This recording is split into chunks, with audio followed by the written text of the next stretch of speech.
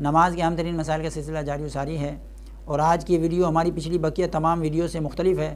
اس کی وجہ یہ ہے کہ پچھلی ویڈیو میں ہم ایک ایک مسئلہ ذکر کیا کرتے تھے، لیکن آج کی اس ویڈیو میں ہم مسائل، جب بندہ نماز پڑھنے کے لیے کھڑا ہوتا ہے تو اس کا جو ایک ایک فعل، یعنی اگر تکبیر تحریمہ کہی تو اس نے تکبیر تحریمہ کا حکم کیا ہے، پھر اس نے ہاتھ اٹھائے تو ہاتھ اٹھانے کا حکم کیا ہے، اس طرح کر کے ہم آج کی اس ویڈیو میں ایک رکعت کے جو افعال جو ہیں ہم سے صادر ہوتے ہیں وہ بیان کریں گے۔ پھر اگلی ویڈیو کے اندر انشاءاللہ العزیز ہم جو ہے دوسری رکعت کے احکام اور اس کے جو افعال ہیں ان کا حکم بیان کر کے اپنی اس نماز کا مکمل طریقہ جو ہے اس کو ذکر کریں گے۔ تو سب سے پہلے نماز پڑھتے وقت جب ہم کھڑے ہوتے ہیں تو اس میں سب سے پہلا عمل جو ہمارا ہوتا ہے وہ تکبیر تحریمہ کا۔ تو تکبیر تحریمہ جو کہنا ہے، لفظ اللہ اکبر جو ہے یہ تو واجب ہے، لیکن تکبیر تحریمہ مطلقاً تکبیر تحریمہ کے لیے جب ہم ہاتھ اٹھاتے ہیں تو تکبیر تحریمہ یہ فرض ہے، اور ہاتھ اٹھانا، تکبیر کے لیے ہاتھ اٹھانا یہ سنت ہے۔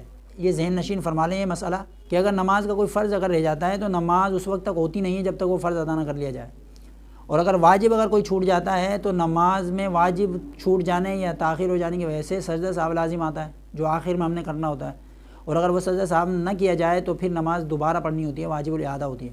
تو سب سے پہلا عمل جو ہمارا نماز شروع کرتے وقت یہ ہوتا ہے تکبیر تحریمہ۔ تو تکبیر تحریمہ کیا ہے؟ فرض ہے، اور پھر اس کے بعد یہ تکبیر تحریمہ کے بعد جو ہمارا پہلا عمل جو ظاہر ہوتا ہے وہ کیا ہے؟ ہاتھ اٹھانا۔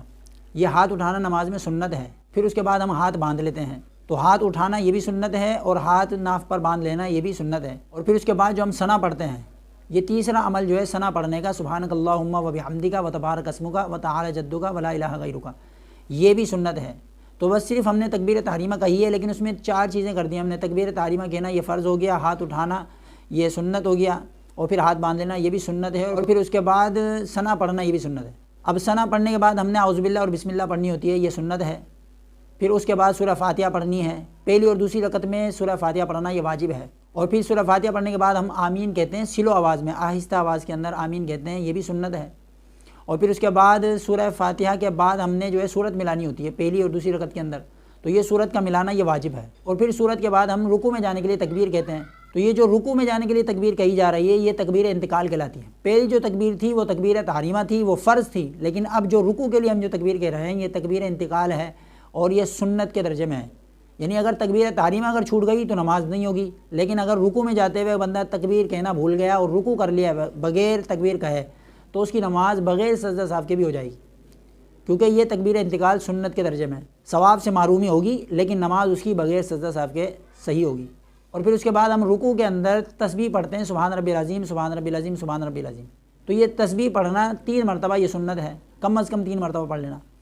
اور پھر اس کے بعد ہم تکبیر کہتے ہیں قومے کے لیے، رکوع سے سر اٹھاتے وقت، تو یہ تکبیر کہنا یہ بھی تکبیر انتقال ہے، یہ تکبیر بھی سنت کے درجے میں ہے۔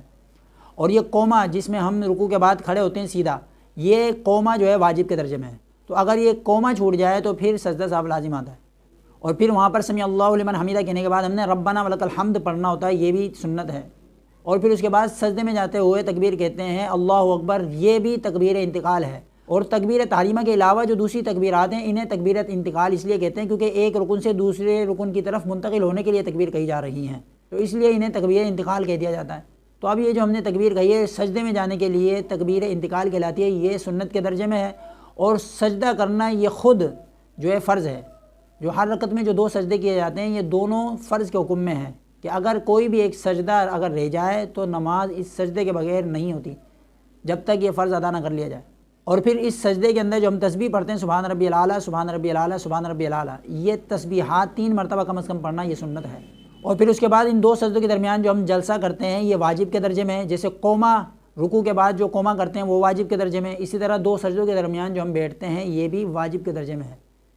پھر اس کے بعد ہم جو تکبیر کہتے ہیں دوسرے سجدے کے لیے یہ تکبیر انتقال ہے، یعنی سنت کے درجے میں ہے۔ پھر اس کے بعد سجدہ کرنا یہ فرض ہے، اور پھر اس دوسرے سجدے کی جو تسبیحات ہے کم از کم 3 مرتبہ پڑھ لینا یہ بھی سنت ہے۔